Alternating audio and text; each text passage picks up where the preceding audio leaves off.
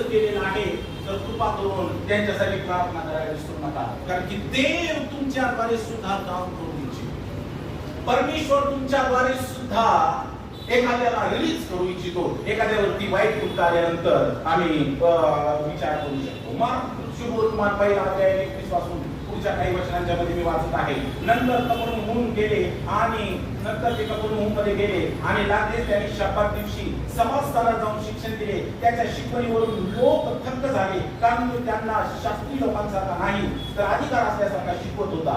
त्याच वेळी त्यांच्या सभास्थानात अशुद्ध आत्मा, now this is very important point, त्याच वेळेस त्यांच्या सभास्थानात अशुद्ध आत्मा लागलेला एक मनुष्य होता. तो ओरडून म्हणाला, हे येशू नासरेतकरा, तू आमच्यामध्ये का पडतोस? आमचा नाश करायला आलास काय? तू कोण आहेस हे मला ठाऊक आहे. देवाचा पवित्र तो तूच. येशूने त्याला धमकावून म्हणले, दिस इज ऑल्सो